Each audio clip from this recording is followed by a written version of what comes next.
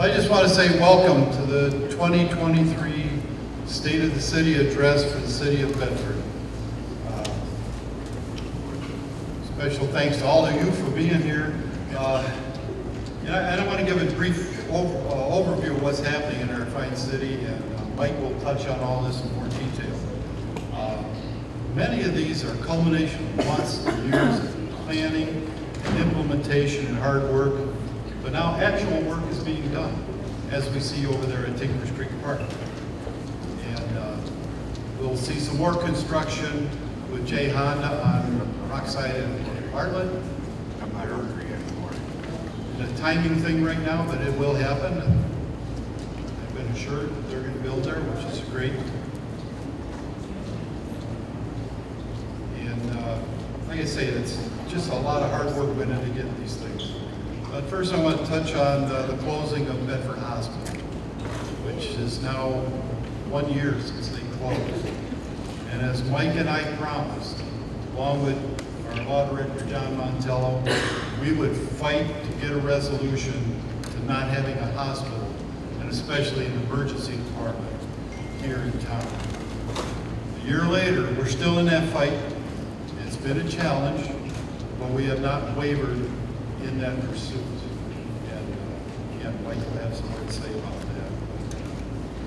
Not a lot we can say. The judge put a gag order on Mike and I, so I want to say more. We'll leave it at that. And we've had work done on our pool house, wonderful restoration, thanks to our Mike Callahan and Bob Lusky from the Recreation Department. The Commons, our historic train depot is getting a makeover.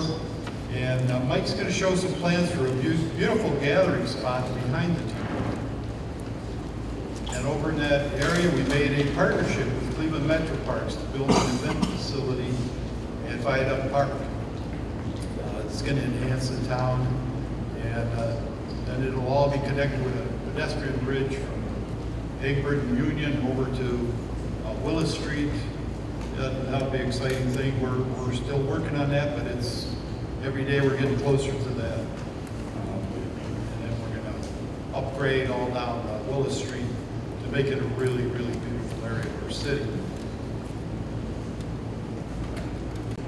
And I just want to say what a great job the administration is doing, especially Mike. Mike is here day in and out. He's here early before work. He's here after hours. I get texts at him from 11, 12 at night. I don't know when he sleeps. And all this is getting done, and with the help of City Council. I mean, again, we work together, and we had a great team up there getting things done. The city's looking good. Broadway might not look so good right now, but in a few months it'll look really nice.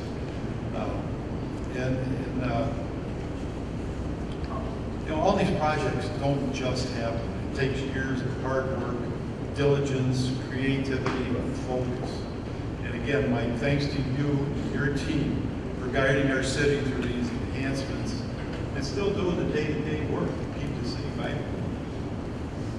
And I'm sure Mike will tell you it takes all of us to make Bedford thrive. You know who's leading the ship over there. And we have really good employees up at City Hall and all our departments. And we have a lean staff, but they do a great job day in and day out and working hard for our city. Big thank you to all our employees. And just give a raise so people see who you are. Sometimes put your hands up.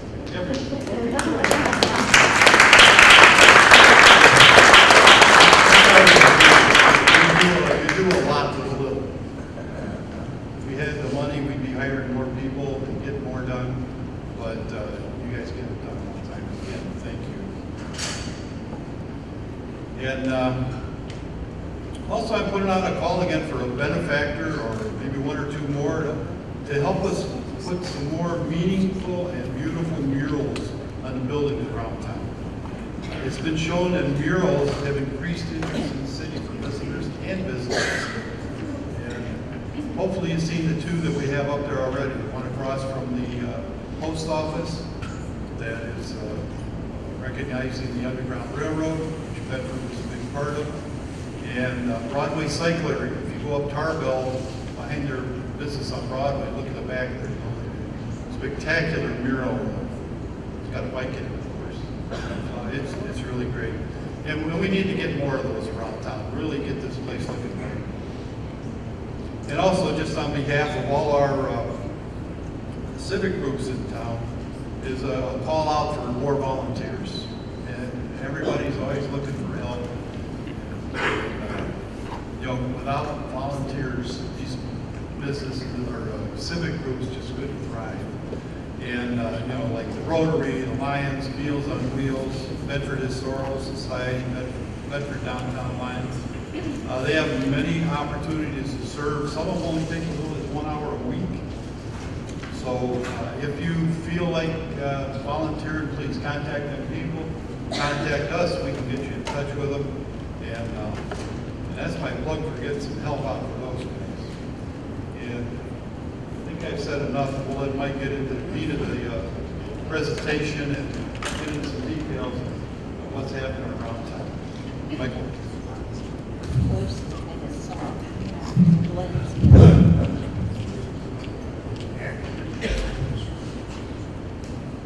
Thank you everyone for coming this afternoon. We appreciate it. Show of hands, how many people enjoyed the trip down Broadway? Obviously that's a joke. Obviously it's an inconvenience, but a necessary inconvenience. If anybody does have any concerns, this nice gentleman right here in the blue shirt, Sean Francis, will be happy to help with that. But all kidding aside, Sean's done a great job trying to address some of those challenges. Before we get into a lot of the specifics, I want to point out our team. And as the mayor mentioned, all of the information you're going to see here, and there's a lot of accomplishments, a lot of the challenges that we've worked through. They're all because of the team that we have in place, our department heads and our administration. And I'd like to introduce them and have them stand up so they can be acknowledged, because these individuals truly care about this town. This isn't a show up at 7, leave at 4:30, I'll worry about it the following day. Constant communication late in the evenings, and I appreciate that. And we'll start with our chiefs and our safety forces. Police Chief Marty Stemple. Fire Chief Dave Ray. Our Finance Director Jennifer Howley. Our Recreation Director Mike Callahan. Our Building Commissioner Mike Greer. Our Service Director Chris Beller. And the Economic Development we have Jennifer Kuzma. Obviously, jumping right in, our public safety and our safety forces are our main priority. It has to be our main focus, as in any community. And Chief Nagy has done an outstanding job over the years, and our Assistant Chief, Dan Dotzloff, in making sure we have what we need and our staff is trained and we have the best group out there for our community. You can see these requests, these numbers, and these numbers continue to increase. Our requests for service now over 3,000. Our advanced rescue squad, that compiles 80% of our calls. And obviously the training that our staff is involved with is paramount. You can see our response and our mutual aid response, where our staff assisted the Village of Oakwood during the Schumann incident last year, as well as the training that goes into the park rescues. Unfortunately, it happens way too often, but our group is specialized in that training, and they do an outstanding job when called upon. We operated 41 structure fires last year. We actually had one late last night. You see the special rescues and our motor vehicle accidents, which will tie into a little bit in police, but that has decreased, which is a good thing. We also received a federal grant last year for staffing, and that federal grant covers at 100% of the cost 2 additional firefighter and EMS staff, which allows us to run 3 equal shifts of 9. And that's important because when we have a minimum of 6 on staff, we're able to run 2 separate squads, emergency squads. And that's less, we have to rely on mutual aid and our neighboring communities. It really is important with the closure of Bedford Hospital. You know, some data here, and these are factual numbers. When Bedford Hospital was open, our return to service is what we call when we hand a patient off to that emergency room and our squad was back in service, it was less than 5 minutes. Shortly after that closure, last fall, Marymount's turnaround time was roughly 14 minutes. South Point's was almost 18 minutes. And Ahuja was almost 27 minutes before any emergency squad is back in service. And that's a challenge for all of our communities because it puts a strain and we have to rely on one another, which we do an outstanding job. And I can't thank enough the mayors that are here and your first responders and your staff. It's paramount that we work together and continue to work together. But that federal grant for staffing plays a big role because we're able to have 2 squads where one's on a call, we still have another one ready. So kudos to the staff for getting those funds. You see moving forward another big accomplishment that took place about a month ago was we were made aware that we were the recipient of a $1 million grant to replace our ladder truck. Our ladder truck is a 1992. And I'll say, because I know the mayor often jokes about it, the mayor was a fireman when that truck was, he drove that truck. So I only say that because I know you've made that joke too. So our staff has done a great job maintaining it, but it needed to be replaced. And we were able to secure funding, and kudos to Chief and his staff that have worked to get that done. Doesn't happen overnight, unfortunately. It is a 4-year turnaround time to where we'll take ownership of that piece of equipment. And that cost is going to exceed $2.5 million. So obviously we need to come up with the remaining dollars, which we'll be able to do. But it's important. And over the last few years, we would have turned over and upgraded with a new squad, new engine, new ladder truck. And all of those things are paramount in giving our staff who are unbelievably trained, you give them the right tools as well. And absolutely paramount. So well done on the fire department staff. Moving over to our police department, Chief Stemple, as I mentioned, and Deputy Chief Sutz. I also want to acknowledge Lieutenant Mike Stask is here as well. One of the things that you'll see, just like in fire, is our calls for service. And you can see our staffing numbers here. It is a challenge. You know, we've looked at a number of different creative ways to try to recruit staffing. The most recent is we're going to be looking at a national testing network, which a lot of it is all online. It allows the new generation to be at home on their couch, filling out their application. And we're looking to recruit. Obviously, that's what we need to do. But all of our, not only our officers, but it's all of our support staff, our auxiliaries. We've recently implemented a park patrol. To all of the support staff play a critical role.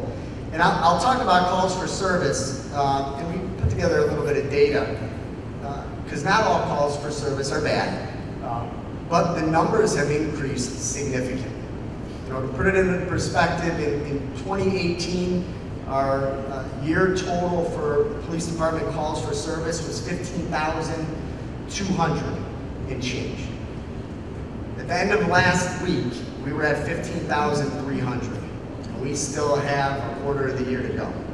So the calls for service is increasing.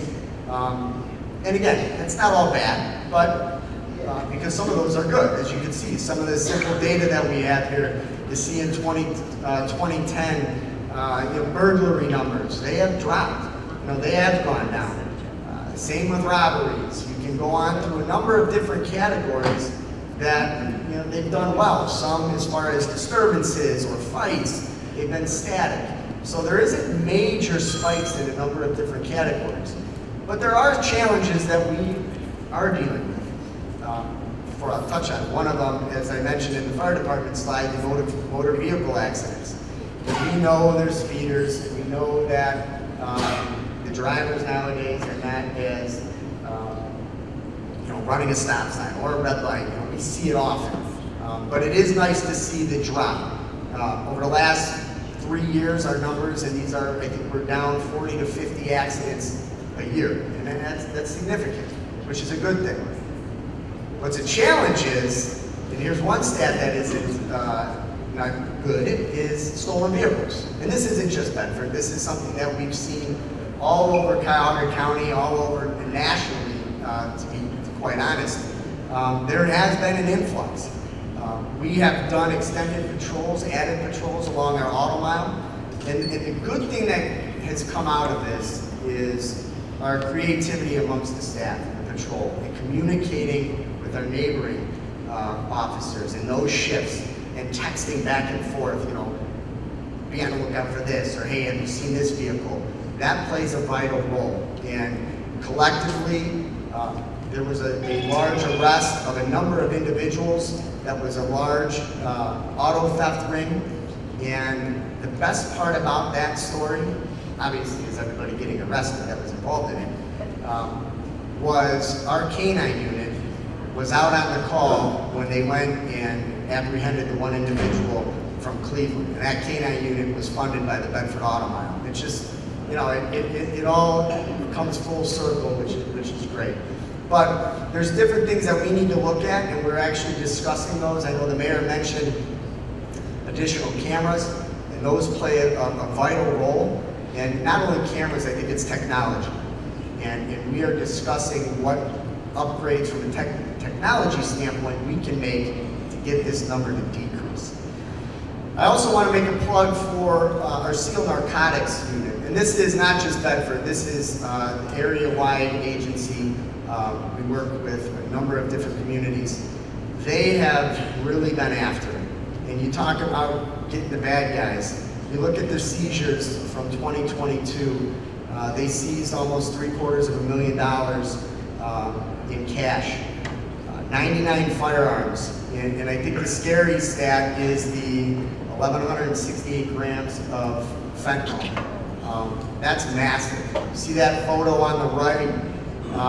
That was a raid outside of Bedford in Cuyahoga County.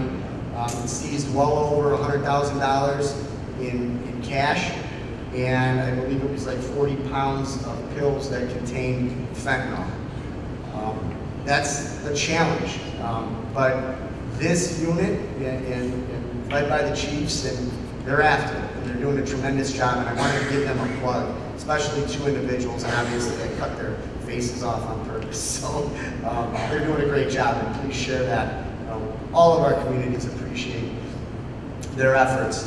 In 2022, we had a couple of big things that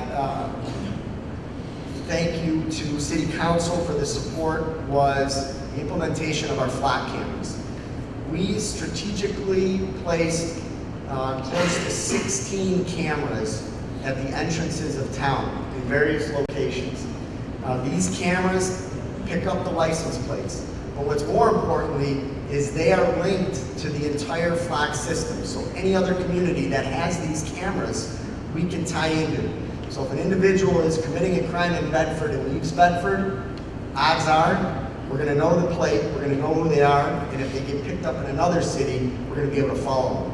And within the first month, it's assisted our officers in solving two criminal cases. So I appreciate council's support on that. We are looking at if that should be increased. I can assure you this is not Big Brother. We're not sitting on our laptops watching everybody drive through town. It is strictly used for criminal investigations, but it is huge. It is huge. And when we talk about technology, I think the other area that is important to note is the training that our officers go through. And that starts at the top with chief. There's certain requirements from the state level on how often officers need to train, if it's through de-escalation or if it's through defensive tactics. Some of that is only, a couple times a year, once a year. Our officers go through that monthly. That's muscle memory. It's de-escalation. How do you communicate with individuals? How do what methods can best serve the public to de-escalate a situation, to avoid conflicts? And we do that regularly, and they do a tremendous job, and seeing it firsthand on some occasions, definitely a plus for those expanded training platforms. So Chief, thank you for that. Looking forward, we have a couple of big items that we are looking at. One, how do we give more resources, immediate resources, to some of our departments? For instance, patrols. How do we assist our detective bureau? We're looking at implementing special operations to maneuver some employees that would free up an extra person to assist in the bureau, to make sure that we have more or as many officers on patrol as possible. That is important. We are also looking to expand the city-owned surveillance cameras. And as the mayor mentioned, the generous donation to from the Auto Mile, not only are those in place right now along Broadway and Rockside, their donation to the city is going to allow us to implement and install security cameras throughout the historic district and Bedford counties. It's that added piece of security and utilizing technology. We're hopeful that those will be installed this year. And we're also going to be looking at creating a 5-year plan to enhance public safety forces. This plan very well may relate to or equate to adding additional officers, but it also is going to look at what other equipment do we need and what other technology can we utilize. As I said when I first started the first two departments, public safety is our #1 priority. And what we might have done 10, 15 years ago can't just be what we're going to continue to do. You have to look at ways to improve, and we are doing that, and we hope to have that plan done sometime throughout 2024. Now, moving on to our Public Works Department, and as I introduced Clint Beller, I also want to introduce Sean Francis, our superintendent, and as well as John Sokolowski, our superintendent of water. You look at the number of employees, we only have 37 employees, and it seems like, oh, that's plenty, but that's 4 separate departments within service. We're talking about the water department, the wastewater department, our service department, our cemetery. These are the crews that are out there regularly addressing trees, and plowing the roads, and digging the sewers, all of these items. You can see some of the stats, 131 sewer calls that we've done, replacing laterals, mains, and also maintaining 50 miles of public roadway, which is imperative. They do a great job, and it's led by, obviously, these 3. You look at our significant projects last year, we've resurfaced almost a 1.5 mile of public roadway.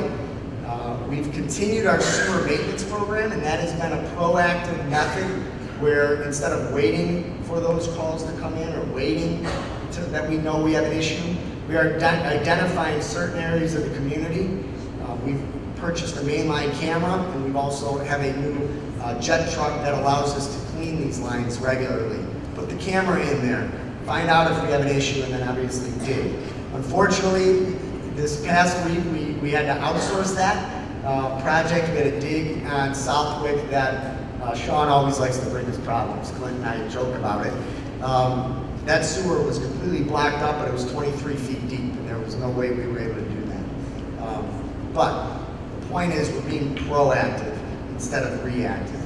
And I appreciate council's support in adding that, some of those funds to the budget to allow us, when we can't address those things in-house, we contract with Cuyahoga County, and they've been great. One other piece that I'd like to point out here is the City of Bedford's a master meter community. We have our own water department. We maintain and operate that department. So basically, we're purchasing the water from the City of Cleveland, and then obviously reselling them. I remember about 15, 20 years ago, former city manager Bob Reed used to mention, you want to be somewhere in the 70% range of what you're collecting. Okay, you're going to have, the system's 150 years old, there's going to be leaks, it's going to happen. But you want to make sure you're over 70%. We were at 93%, I think, last month, or a couple months ago. That's unheard of. but a lot of that is being proactive. John has it down to where we're sounding our system multiple times a year. We're finding those breaks, we're addressing those breaks. We know where the old water lines are. We talk about water line improvements. We've spent almost $2 million, $3 million over the last 2 years. Broadway water lines replaced. Pyramid's been replaced. Ennis has been replaced. Washington Court's been replaced. And Lincoln is being replaced over the next 90 days. All of that leads to that percentage going up. And that cannot be, I can't stress that enough. And John, great job on that. And Clint and Sean as well. The common theme that you'll see throughout a lot of these slides are grant awards. We like to spend others' money before we spend our own, but we also have staff that are doing a great job in securing the funds. We received 2 years in a row county grant to plant trees. We planted almost 250 trees over the last couple of years throughout town. We've also, prior to the work taking place here on Broadway, proper planning, you're not going to pave a street when you have a water line from the 1930s. City Council supported that. We went out and we spent $1.2 million addressing the water line throughout the historic district. We addressed all of the curbs, brickwork, concrete work, all of that was replaced. Out of the $1.2 million, we did secure over $300,000 in funding to assist with that project. So we don't want to dig that road up anytime soon once ODOT is finished. And as you can see, they're going through that now. That is close to a $4 million project. They anticipated the news, the most recent update for those of you that are aware, or not aware, they plan to pave from Flora to Franklin, all 4 lanes on September 5th and 6th. And then that will be followed with moving on to the next stage on September 11th, which means downtown area should be reopened. There'll still be construction, but we are moving forward. ODOT is also committed to making the necessary improvements to the Northfield Road Bridge. That project is taking place in 2024. And we do have on here Union Street Bridge in 2024, although that's what their hope is. I don't see that taking place yet, but right now they're planning on 24. The challenge with that is that will be a closure, and it's going to be a project well over a year. So we will obviously share more details when we get closer to that. But we're working through a no feasible alternative study with the Ohio EPA, and that's for planning for wastewater improvements, as well as working on some of the other major roadways that we have to address. Obviously, we have a county roadway in Northfield. We have Solon Road that needs to get addressed, and we're looking at that. I also want to point out a lot of, and I apologize for not introducing him. A lot of this work, we rely on our engineer, and we contract with the GPD group, but specifically Joe Chuney, who's been with the city for decades, and before Joe, his father. There's a lot of information there. Joe does a tremendous job as far as recommendations to us, what we need to try to address. It's helpful in our capital planning. So Joe, I appreciate you being here today.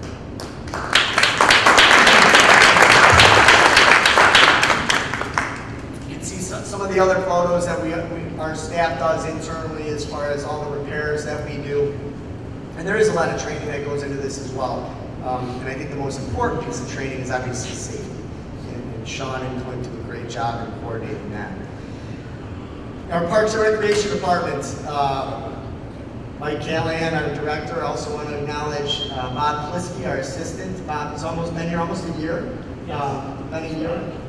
We were able to steal him from Brecksville. He's a resident here, and he is a tremendous addition to the team, specifically in aquatics, considering what we went through this year. But we also have, staff, Sarah Gennady, who's our program coordinator. We also have Dan Kramer. A lot of the improvements to this facility have been done in-house, and Rick Holland as well. Those are the full-time employees. If you notice, there's 5. That's it, 5. Obviously, we have a lot of support staff. But you look at some of these numbers, 27 acres of property and parks that we have to maintain, this facility that we have to maintain, obviously the programs that take place, and go to our website. I can't be more proud of. I came from recreation and parks, and it used to solely be focused on youth sports and seniors, and that's important. But what we've done, and what they've done over the last 4 years, and we talk about little steps at a time. This is my favorite picture, actually. You can't see it, but it's Officer Thompson showed up at our mother-son dance and decided to show off his moves. He was a big hit. The special events and all those things that take place, they're doing a tremendous job. And all of that can be found on our website. There'll also be a fall program going out to the community as well. For upcoming programs and things taking place here. So, Mike, kudos to your staff and your leadership as well. You've done a great job. And our biggest highlight this year was our municipal pool project. You see that beauty right there that was constructed in the 1960s, remained almost untouched. It was serviceable, but we've turned that into a completely upgraded facility. It's just so welcoming, and the best part about that is it was funded without taxpayer dollars. We received grant funding through that, ARBOR funding through that, but we did not dip into the city's general fund to make these improvements happen. And obviously thankful to Cuyahoga County for $200,000 in grant awards as well. Just a tremendous facility, and Bob and Mike did a great job getting that. It was stressful. I don't think we're ready, but we're ready. I kept saying we're ready, open. If you haven't gotten a chance, stop down there. A couple weekends left. Going through some of the other things and talk about grants, I touch on Cuyahoga County a lot. We were successful in getting funding for our senior programming, and that program is really, really expanding. We have now over 400 members of that club. Meals are here every other Wednesday, the programs, the trips, they do a great job with that. Same with grant funding we received from the county for a developmental disabilities grant. We received $10,000 last year and $15,000 this year. And we're providing programs and services to everybody. Not just where we were maybe 10 years, 15 years ago when it was just seniors and youth sports. We're still doing that, but we're doing so much more. So kudos to the staff for that. One of the things that we are in discussions about now is we have 13 plus pocket parks, tot lots. Some of those aren't being utilized like they've been. Some of them have not been updated like they should have been over the decades. And Mike went out and we did a park by park assessment. And now we know what needs to get addressed where. What parks may need to come offline. We may not need a playground facility at First Street. Maybe it's something different. So we're going to be discussing that and bringing some recommendations to council during the budget process. So again, little progress each day is what we've talked about, and there's been big results there. Our building department, as I mentioned, introducing Mike Greer. Mike came to us in March. He's been here just about 6 months. And I'm going to give a plug to Katie Gallagher here from the county. Prior to Katie being over in the county executive's cabinet, she was the mayor of Brooklyn. And late last year, we both found ourselves in a similar situation. We didn't have a building commissioner. The job, there weren't many applicants out there. We really started talking about getting creative. Is there a way we could share services? And Jennifer Kuzma, wearing one of her other hats, is executive director of the First Suburbs Consortium, had implemented with all the communities grant funding and instituted what's called Citizen Serve. And a lot of our first suburbs utilize this software. It's software for building departments. Katie and I started brainstorming, and we thought about the idea of, with the right technology, being organized, finding the right person, it could be a shared service position. And Katie moved up to the county, and the current mayor was all on board, thought it was a great idea. Both communities supported that, and we were successful in hiring Mike. Mike spends half of his time here in Bedford, half of his time in Brooklyn, but he is right there, utilizing the software.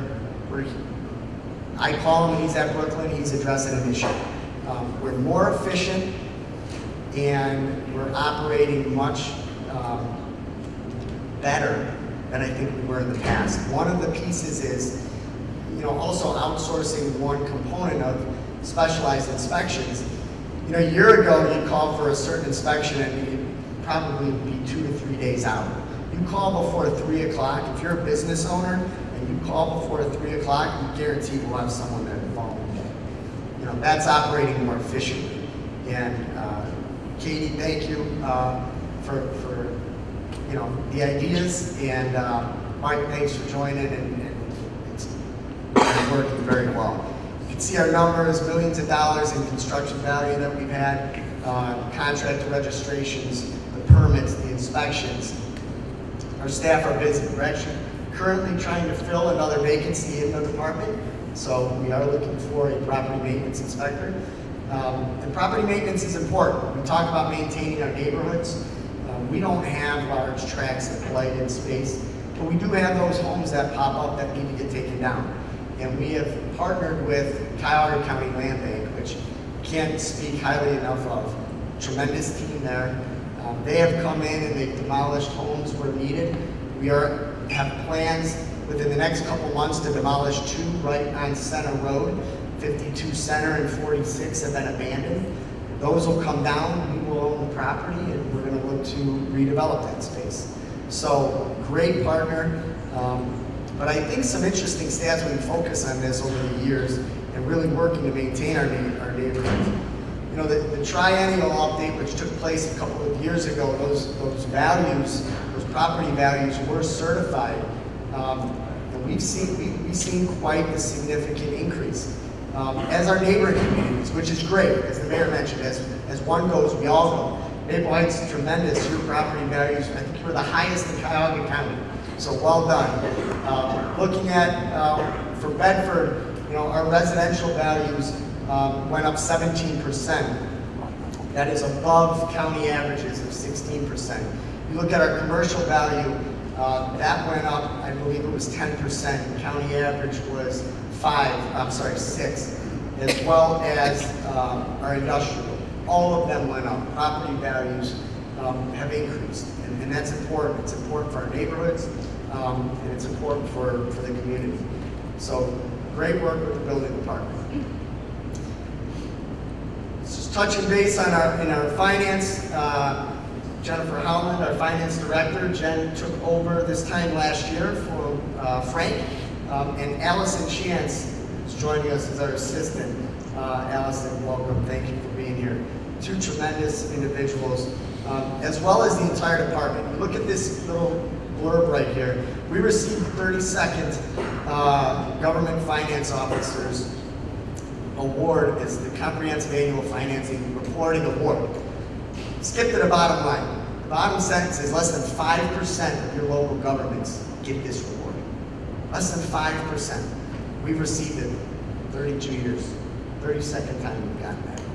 That's a testament to that entire department. Frank from past, Jen, Allison, the entire department. Well done. I think that's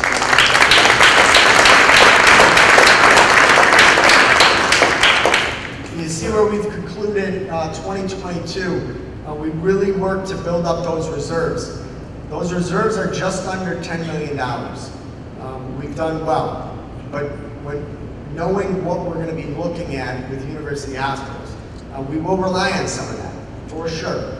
We don't know what that initial impact is going to be, but it's important to have a reserve in place, and we have a healthy reserve. We continue to look for operations on ways that we can improve, how we can be more efficient. It doesn't necessarily mean how do we cut. We don't necessarily do that. But if we can get more efficient in one department, it frees up dollars that another department can use. We constantly look at that. We look at our grant funding that we received. Some of these that I have touched on. We go after all kinds of funding. But we also, one piece I wanted to point out here, and again, compliments to Jen and also Frank from the past. 10 years ago, we were about tapped out to where we could borrow. The city was up there. There was a lot of debt.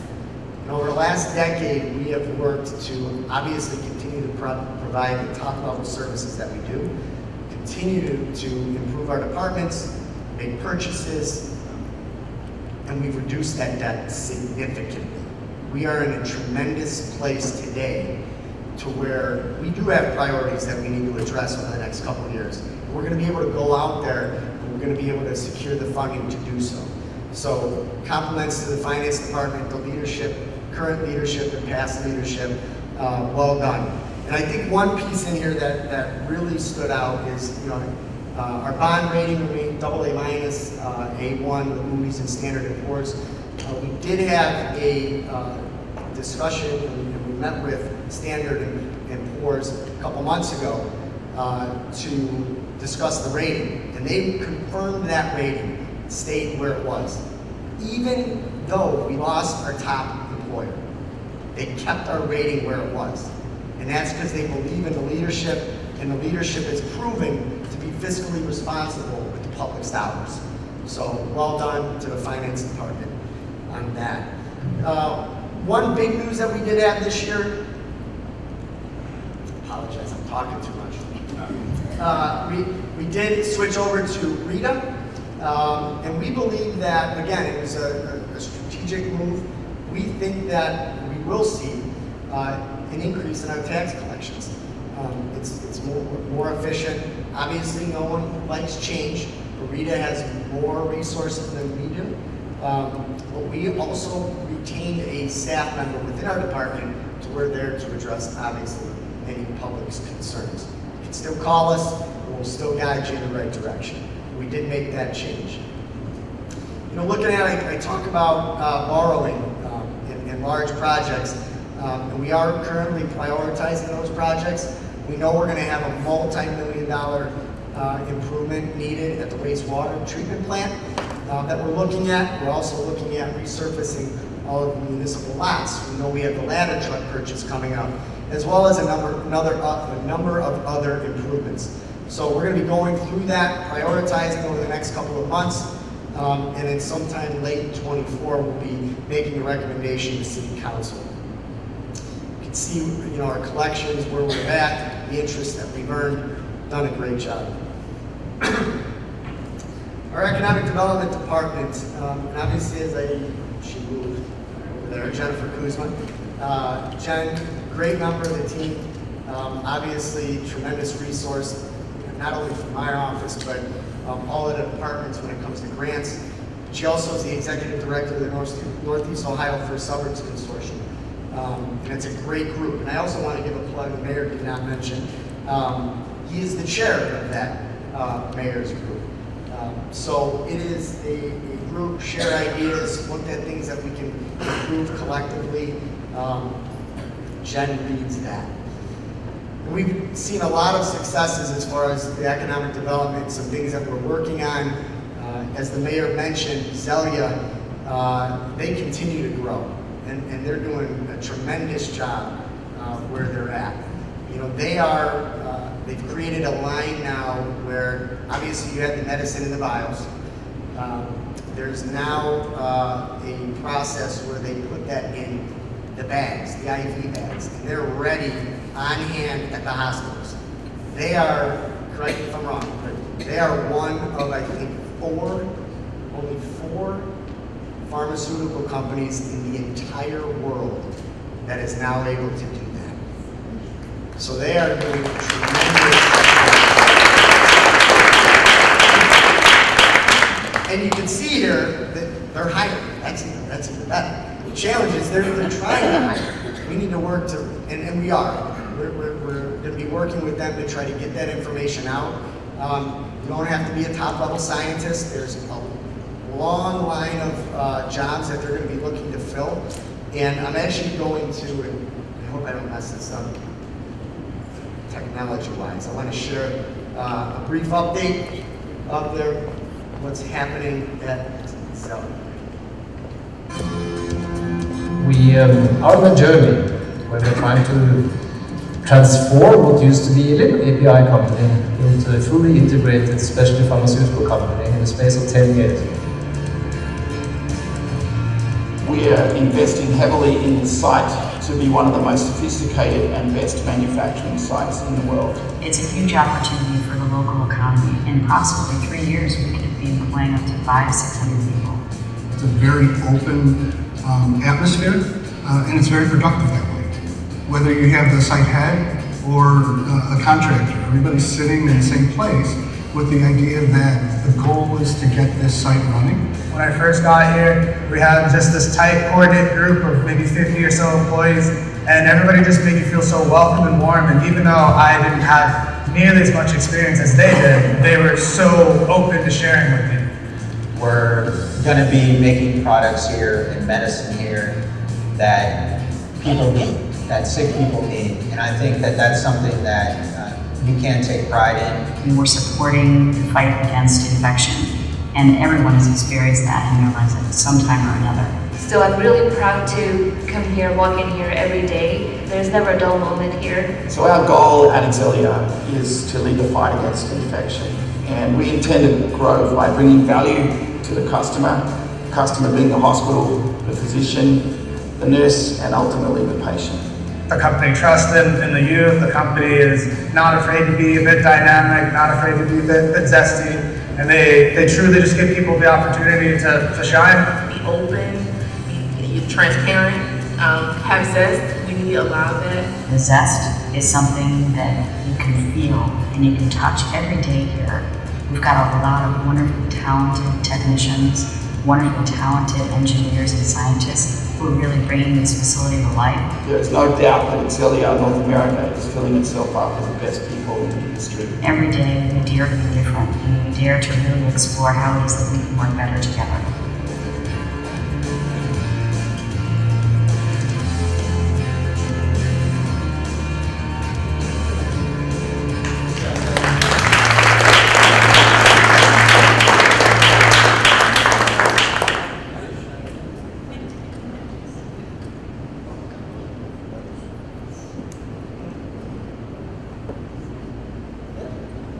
So obviously creating, those life-saving drugs is awesome.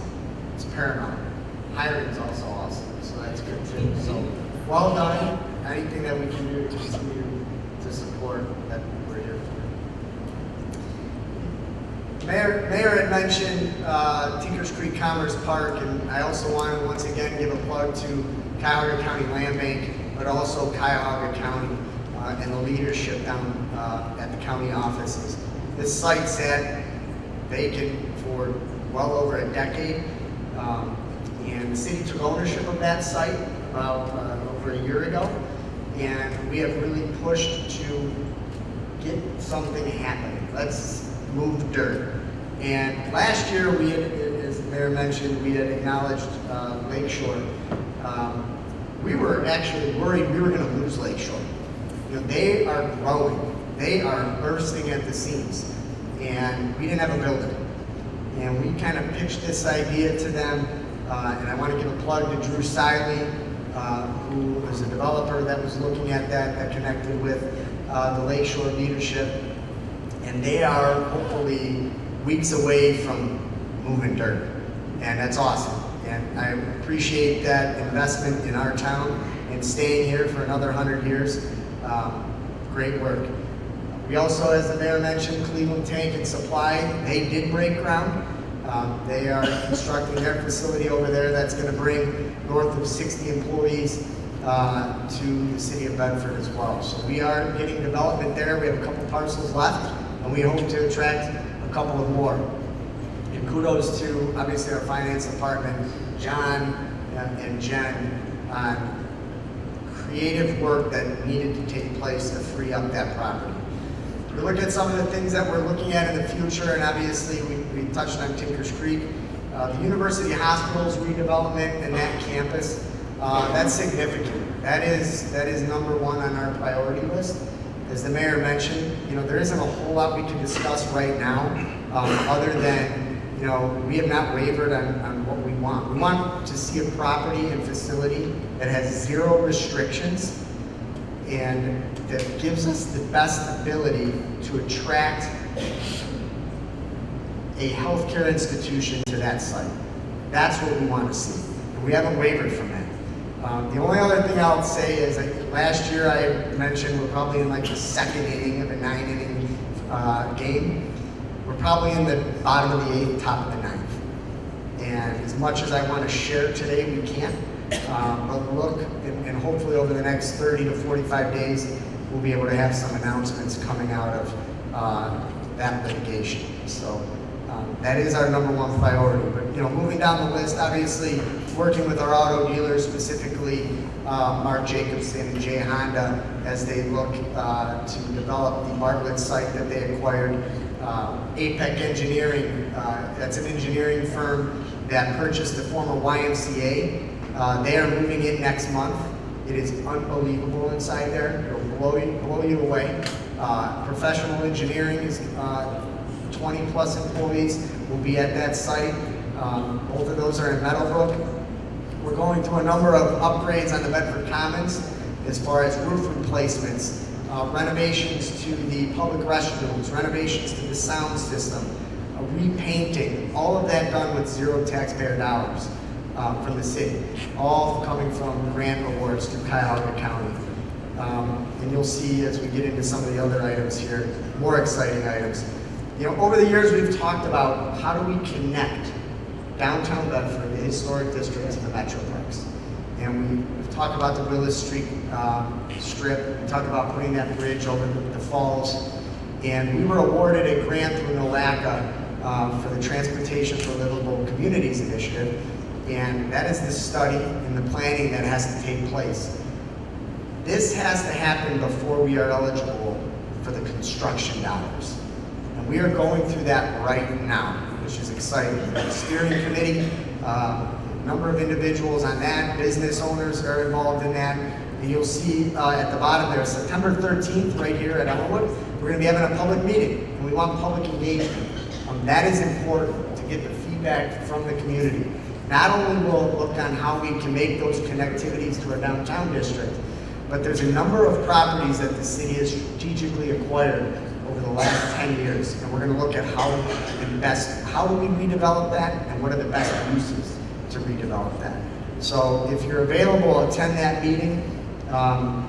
This should be completed, the planning and study should be completed by March of 2024, and then we are now eligible to go after those construction dollars, which we fully intend to. One of the other things that we're touching on, and all of this leads to, 10 years ago, the mayor and I talked about our two biggest assets. Obviously it's our residents and our business owners, but the parks are huge, and our downtown is huge. How do we connect that? But also, we have a piece of property here, and kind of hard to see it. It's this large green area here. In 07, there was supposed to be townhomes built along Tinkers Creek. I believe there was 12 or 15 luxury townhomes. That builder went under, we secured the land. A lot of criticism, I'll be honest with you. I've heard a lot of criticism, why is the city holding that? Sell it to them, they'll build 15 houses there. Well, that's not the best use for that property. There's no other city that has assets like this that, it'd be great for 12 homeowners, but what can we do that would benefit the entire community, not just Bedford, but beyond that? And Metro Parks is a huge just asset to Northeast Ohio and Bedford Reservation as well. And earlier this year, City Council supported gifting that property to the Cleveland Metro Parks, which we signed a few months ago. We're going through the due diligence, and we're anticipated to close on that transaction next month. But there's two big takeaways from that. Obviously, the Metro Parks fully intends to expand Viaduct Park, which we want, more trails, all of that will happen right off the bat. Two, they fully support our plan and are supporting us going after the funding to install that bridge over the falls to connect to Egbert and the Bedford Reservation. But 3, that they agreed, and obviously this is not happening overnight, right? They're going to have to go after grant funding, but they agreed to construct a Four Seasons facility on that site that's reservable to the community, that we will have access to twice a month for senior programming. You know, maybe one year we're actually giving this presentation in that facility down at Viaduct Park. They've committed to constructing that, and obviously if they don't, they have to pay us the value of that property. But we don't want that. We want a facility that the public can use. And I appreciate City Council's support with that proposal, as well as Mike Callahan was very involved in that, and Jen Kuzma. Great work. Now what you see here is an example. This isn't necessarily what it will look like. We located this, Mike and Jen located this facility out of Geauga County. It's Holbrook Hollows. Get a chance to visit it. We saw it, felt it's exactly what we want. We presented it to them, and we got that instituted in that contract that we signed. And we're hopeful that we can continue to see that take place sooner than later. And lastly, moving on to, as the mayor mentioned, our Bedford Commons, the expansion project. We talked about this a few years back, about 4 or 5 years ago, kind of like a pipe dream. Our commons are a huge asset to downtown Bedford. But how do we leave our mark? How do we improve on that? That land was donated to the city over 100 years ago for one purpose, to provide public space for the residents and visitors to gather. And we've looked at that. Engineer's office, Joe Chumey's office, helped create more specific site plan, all to scale. And we've received well over $700,000 to make this happen in grant funding. And we are making it happen. The goal is to see a shovel on the ground this fall. Following that public meeting where we're going to discuss the connectivity project, we'll be having a public meeting to discuss this and share with the community. We want input. Obviously, it does entail, there's an additional shelter you see here. There is a water feature right there in the middle, adequate seating for events, concerts. There is also built in a memorial garden, obviously, you know, respecting the past, and there is memorials down there, there's time capsules down there. All of that has been strategically discussed and put in place. And our goal is to, following the public meeting, to go out to bid this fall. And you can see some of the examples that have been discussed during the planning process. To go out to bid, and that's again, years of discussion, as the mayor mentioned. We are now moving dirt. We're now putting shovels in the ground. And that's exciting. And that doesn't happen without the dedication of the staff that we have. I can't talk any more highly of them. They're tremendous. It's an honor to work with them day in and day out. I appreciate City Council support with some of these crazy ideas. And you know, as you can see, year after year, department by department, we continue to deliver results, we continue to improve, and we continue to prosper. And you know, as a result, our city's strong. We are strong. Kudos to everyone that's contributing to that. Thank you.